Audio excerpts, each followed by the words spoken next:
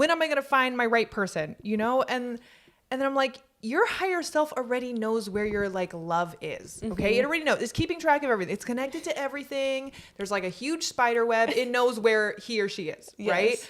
Right. It's just like, are you ready to actually meet that person? And it doesn't mean like you have to be perfect. No, but you just have to be energetically ready, because again, like with success, if you are not energetically ready to receive that kind of love that wants to come through you, you're going to sabotage it. And that would be crappy, right? Like we don't want to meet the love of our lives and then not be ready and then totally sabotage it and miss that opportunity. So true. We would never want that. So you are always going to receive what you're energetically ready to handle at a deep level. And when it comes to love, if you are not able to actually give yourself that true deep love, then you're not going to be able to actually receive it from someone else. I want to see what you think about this. People that like constantly attract the same relationships, like they always attract cheaters. Yes.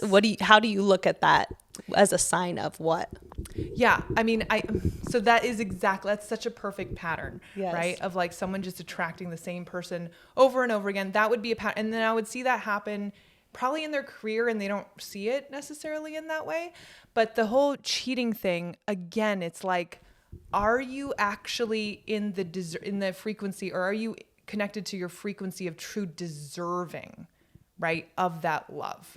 Because if you're not, then you are actually, this is how powerful you are actually creating that experience through that other person. Exactly. Like literally that person could be a non-cheater, but if you run a certain frequency where it's like, I need to create a reason for me to feel like I'm not worthy, that person could end up cheating on you, even if they're like actually not really a cheater. I know that sounds crazy. More often than not, though, you end up just attracting a cheater. But, but you know what I'm saying? Yes. You're creating, but it's an amazing thing because you're creating all of it. And right? it's like, and then explain why that would happen, because that's right. The universe trying to show you what you're holding on to, right? Yeah. So, I mean, man, it's hard because it varies from individual to individual. But let's say, so this is a pretty cliche one.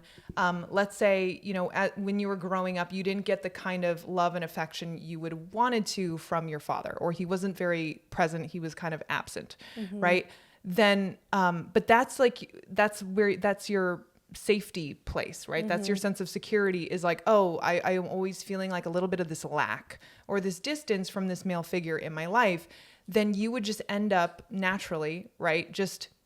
That's your natural frequency now. So you would naturally just end up being attracted to and attracting those kinds of people who would never be able to fulfill like that lack.